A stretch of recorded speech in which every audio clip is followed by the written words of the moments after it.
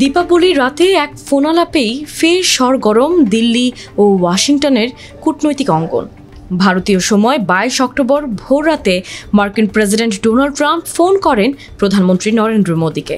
শুভেচ্ছা বিনিময়ের পাশাপাশি আলোচনায় আসে দুই দেশের বাণিজ্য সম্পর্ক ও রাশিয়া থেকে ভারতের জ্বালানি আমদানির প্রসঙ্গ।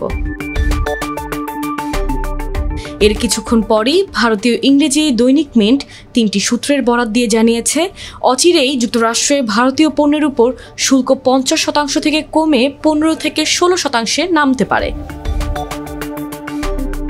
বর্তমানে রাশিয়া থেকে সস্তায় জ্বালানি কেনার কারণে যুক্তরাষ্ট্র অতিরিক্ত 25% শুল্ক আরোপ করেছে ভারতের উপর। ওয়াশিংটনের শর্ত ছিল, রুশ জ্বালানি আমদানি কমাতে হবে, তাহলেই শুল্ক কমবে।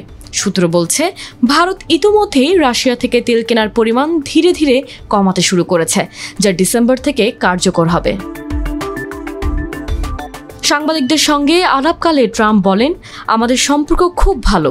মোদি জানিয়েছেন, রাশিয়া থেকে খুব বেশি তেল তারা কিনবেন না।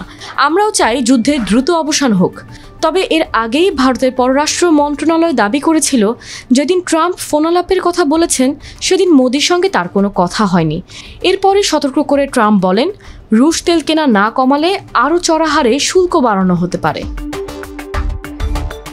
সাংবাদিকদের সামনে ট্রাম্পের মন্তব্যের পরপরই প্রধানমন্ত্রী মোদি এক্স হ্যান্ডলে দেওয়া এক পোস্টে বলেন, প্রেসিডেন্ট ট্রাম্প আমাকে দীপাবলির শুভেচ্ছা জানিয়েছেন। সব ধরনের সন্ত্রাসবাদের বিরুদ্ধে দুই দেশ ঐক্যবদ্ধভাবে দাঁড়াবে।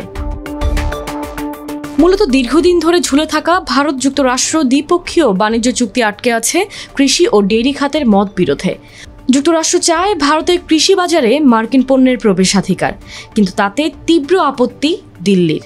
প্রধানমন্ত্রী মোদি আগেই স্পষ্ট করে বলেছেন, ভারতের কৃষিক্ষেত্র রক্ষায় যে কোনো ত্যাগ স্বীকারে আমরা প্রস্তুত। সূত্রের বরাতে দৈনিক মিন্ট জানিয়েছে, নতুন বোঝাপড়ায় ভারত কিছুটা ছাড় দিতে পারে।